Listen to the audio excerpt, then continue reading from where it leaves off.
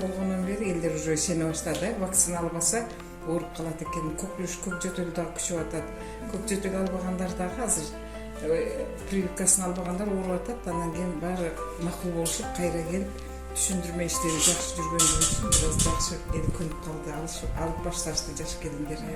Анан түшүндүрмө иштерин жасап атабыз. Эки жакка чыга албай каласыңар, балдарга кийинчерээк болгондо келечеги не влиять этет. Иммунопрофилактический центрден бордон келишип түшүндүрмө иштерин жасашты. Биз чогултуп бердик отказниктерди, келишип эми бизге анча неметпегендер ушу центрден келгендерди угатко деген ой болду.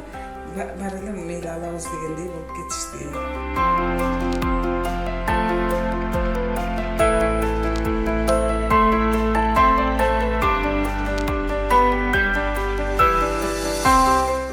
Азыр дагы жакшы закондо киргизип коюптур. Ар бир окуу жайга ошо прививкасы албайт экен депчи. Мен да ошого кубанычтамын. Анткени прививка албаса оорунун саны да көбөйөт эмеспи. Анан бул кызамык тууралуу бизге ушу ФАПтан да көп түшүндүрмөлөрдү берген.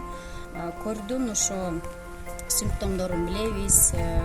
Бизге педиатр жакшылап түшүндүрүп айткан. Анан кор болуу негизи эле прививкага убактыбыз келип калса, биздин медсестралар күнбү түнбү чалып, убакытты белгилеп, ошол күнгө келип берүүнү талап кылат.